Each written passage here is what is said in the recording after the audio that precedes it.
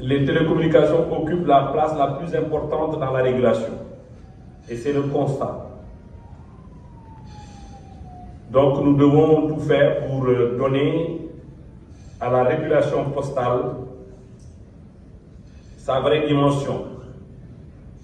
Donc je disais tout à l'heure qu'en 2006, nous avons eu l'ARTP en tant qu'agence de régulation des télécommunications et des postes.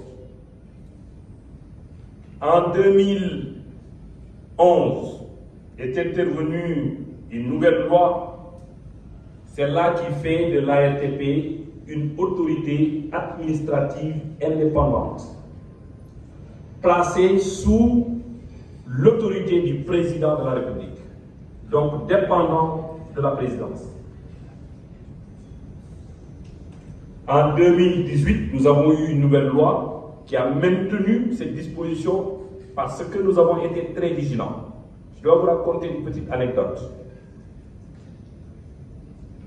Lors de la préparation de la loi de 2018, j'étais encore là, en poste, parce que Lydie me dit que je suis le DG saison 2, parce que j'étais DG saison 1 de 2014 à 2019, directeur général de l'autorité de régulation. Après mon bref passage au collège de l'autorité de régulation, bien sûr, avant aussi, j'étais membre du Fonds de développement du service universel. Ce n'est qu'en 2019 que j'ai été appelé au poste de ministre de l'Environnement et du Développement durable. Et depuis quelques mois, je suis revenu à l'autorité de régulation comme nouveau directeur général. Donc, je suis à la saison 2. Je disais que lorsqu'on mettait en place la loi de 2018, qu'est-ce qui s'est passé? Vous savez, quand on prépare la loi, il y a les experts de l'autorité de régulation qui se joignent aux autres experts du ministère pour faire la première mouture de la loi. Quand on a fait la première mouture de la loi, bien sûr, on avait gardé que l'autorité de régulation des télécommunications et des postes était une entité, une autorité administrative indépendante avec l'ancrage au niveau de la présidence de la République. Bien sûr, j'ai oublié de faire partager que l'autorité de régulation est composée de deux entités. Nous avons la direction générale, nous avons le collège de l'autorité avec un président et 7 membres. Le collège a la charge de valider ou d'approuver les propositions ou les décisions qui ont été prises par la direction générale. C'est la direction générale qui instruit et c'est le collège qui valide. Quand le document a été finalisé, avec ce que je viens de dire tout à l'heure, avec autorité administrative indépendante, placée sous la responsabilité du président de la République. Avant que le texte n'aille à l'Assemblée nationale, il a subi quelques modifications. Il a été proposé que l'ARTP est rattachée au ministère du secteur. Et d'ailleurs, j'entends depuis un moment les gens dire ministère du tutelle. Je pense qu'on aurait abandonné cette expression en disant ministère du secteur. Parce que le ministère des télécommunications n'est pas forcément la tutelle des autorités de régulation. Quand le texte est passé en commission, j'ai eu un retour d'information comme quoi il y a cette nouvelle disposition qui rattache la RTP au ministère. Aussitôt, j'ai informé la plus haute autorité et qui a demandé à ce que le texte soit retiré. Le texte a été retiré et il a été réintroduit la disposition qui nous laisse rattacher à la présidence de la République. Vous savez, l'État à la charge de la régulation. C'est l'État. Je parle de l'État dans son ensemble. Mais l'État est politique. Moi, je considère que le ministère en charge du secteur doit s'occuper de la réglementation.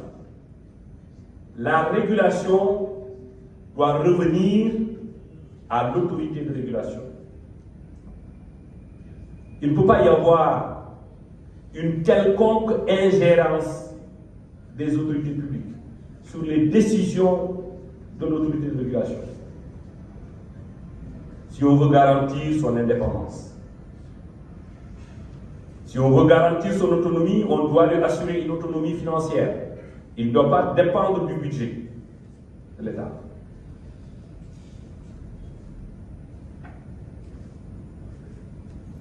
Vous savez qu'on a des ressources, notamment la taxe de régulation. Je ne sais pas si toutes les autorités de régulation ont une taxe de régulation que les opérateurs doivent payer aux autorités de régulation. Cette taxe, c'est en fait une des premières ressources de l'autorité de régulation. Après viennent les taxes, les redevances sur les numéros, les redevances sur les fréquences, etc., etc. La première chose, c'est de garantir l'autonomie de l'autorité de régulation en lui conférant une autonomisation, une autonomie financière. Donc, nous sommes passés par là. Aujourd'hui, nous avons une autorité de régulation des télécommunications et des postes qui est une autorité administrative indépendante. Et j'insiste sur l'indépendance.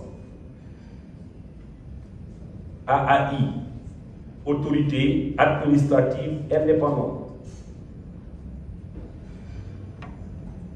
Donc, nous sommes arrivés en passant par ces étapes parce que c'est cela qui nous permet d'avoir les coups de franche. D'avoir les coups de franche par rapport aux décisions que nous prenons. D'avoir des coups de franche par rapport aux dossiers que nous instruisons en direction du collège. Je pense qu'également, il y a un point important qu'il faut régler. C'est le traitement salarial de ceux-là qui sont à la tête des autorités et les cadres pour éviter ce que nous appelons la corruption et l'évasion vers les opérateurs. Parce que si nous payons moins que les opérateurs finiront par capter nos ressources. Et quand les ressources sont captées, c'est la mémoire des autorités qui se déplace des autorités vers les opérateurs, avec les conséquences que vous connaissez tous. Et d'ailleurs, dans la loi, il n'est pas autorisé aux membres du collège, après leur fonction, d'aller travailler dans le secteur des télécommunications. Ils doivent observer au moins 5 ans. C'est pour marquer cette rupture. Donc, les autorités de régulation doivent être indépendantes sur le plan financier. Les agents doivent être sécurisés. Ils doivent avoir le niveau de salaire supérieur au niveau de salaire des cadres des opérateurs. Pour éviter ce que je viens de dire tout à l'heure, le phénomène d'évasion ou de capture des ressources humaines. Donc, l'autorité de régulation, à mon avis, doit continuer à exercer sa mission. Cette mission qui n'est pas une mission facile.